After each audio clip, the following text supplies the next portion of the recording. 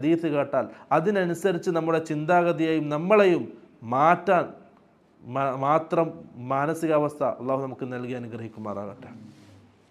അടുത്ത ആയത്തിൽ അത് പറയാൻ, ഇന്നാ നഹ്നു നുഹ്യിൽ മൗത വനക്തുബു മാ ഖദ്ദമു വആഥാറഹും വകുല്ല ഷൈഇൻ അഹ്സൈനാഹു ഫീ ഇമാമിൻ മുബീൻ. അതുവരെ ഒരു വലിയ ആ സംഭവം പൂർത്തിയാക്കുകയാണ് അള്ളാഹു സുബ്ഹാനഹു വതആല. ഈ ആയത്തിലൂടെ ഒരു സംഭവം പൂർത്തിയാക്കണം, പിന്നെ അവിടെ അങ്ങോട്ട് വേറൊരു സംഭവം തുടങ്ങുകയാണ്.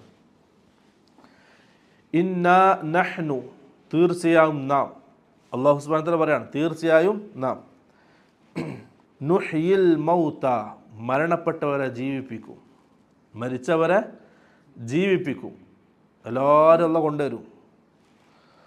വനക്തുബു, ജീവിപ്പിക്കുക മാത്രമല്ല, വനക്തുബു മാ ഖദ്ദമു, വനക്തുബു നാം രേഖപ്പെടുത്തും, വനക്തുബു നാം രേഖപ്പെടുത്തും, മാ ഖദ്ദമു അവർ ജീവിതകാലത്ത് ആഖിറത്തിന് വേണ്ടി ചെയ്തു വെച്ച കാര്യങ്ങൾ, ജീവിതകാലത്ത് ആഖിറത്തിന് വേണ്ടി ചെയ്തു വെച്ച കാര്യം, മുൻകൂട്ടി ചെയ്തെന്നർത്ഥം. ഖദ്ദമു മുൻകൂട്ടി ചെയ്തു വെച്ചത്. അപ്പോൾ നമ്മളിവിടെ ഇങ്ങനെ അമലുകൾ ചെയ്തു വെക്കുന്നതിനാ മരണത്തിന് ശേഷം ആഖിറത്തിൽ ഉപകാരപ്പെടാൻ. അപ്പം മുൻകൂട്ടി ചെയ്യാണ്, അന്നത്തെ ഒരു ദിവസത്തിൻ്റെ വിജയത്തിന് വേണ്ടി ഇന്ന് മുൻകൂട്ടി ചെയ്യാണ്. അങ്ങനെ നാം മുൻകൂട്ടി ചെയ്തു വെച്ചതിന് അള്ളാഹു രേഖപ്പെടുത്തും.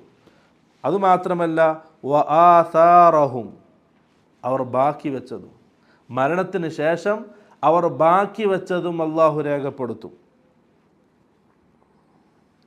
വകുല്ല ഷൈഇൻ അഹ്സൈനാഹു, എല്ലാ കാര്യങ്ങളും നാം രേഖപ്പെടുത്തിയിരിക്കുന്നു, സൂക്ഷ്മമായി രേഖപ്പെടുത്തിയിരിക്കുന്നു. ഫി ഇമാമിൻ മുബീൻ, വ്യക്തമായ ഒരു മൂലരേഖയിൽ, വ്യക്തമായ ഒരു രേഖയിൽ എല്ലാ കാര്യങ്ങളും അള്ളാഹു രേഖപ്പെടുത്തിയിട്ടുണ്ട്. ഇതാണ് ആയത്തിൻ്റെ അർത്ഥം. ഇത് വിശദീകരിക്കാൻ കുറേ ഉണ്ട്. ഒന്ന്,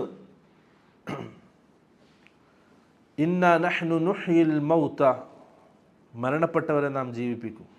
അഥവാ അതിലാർക്കും തർക്കമില്ല, മുഅ്മിനീങ്ങൾക്കാർക്കും അതിൽ തർക്കമില്ല. ഒരു ദിവസം എന്ത് ചെയ്യണം? അള്ളാഹിൻ്റെ കോടതിയിൽ എല്ലാവരും എഴുന്നേറ്റ് നിൽക്കും. റസൂൽ സല്ലല്ലാഹു അലൈഹി വസല്ലം പറഞ്ഞു, ആദ്യമായി ഖബർ പൊട്ടി പുറത്തേക്ക് വരുന്നത് ഞാനായിരിക്കും, അള്ളാഹിൻ്റെ റസൂലാണ്. ബാക്കി എല്ലാവരും അതിന് പിറകെ വരും, എല്ലാവരും അള്ളാഹിൻ്റെ കോടതിയിൽ ഹാജരാകും. എന്നിട്ട് അള്ളാഹ് പറയാണ്, വനക്തുബു നാം രേഖപ്പെടുത്തും, എന്ത്? മാ ഖദ്ദമു അവർ ചെയ്തു വെച്ച അമലുകൾ. നമ്മുടെ എല്ലാ അമലുകളും അള്ളാഹു രേഖപ്പെടുത്തുന്നുണ്ട്.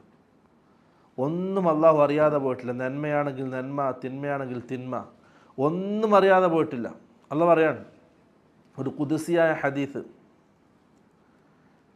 യാ ഇബാദി ഇന്നമാ ഹിയ അഅമാലുക്കും,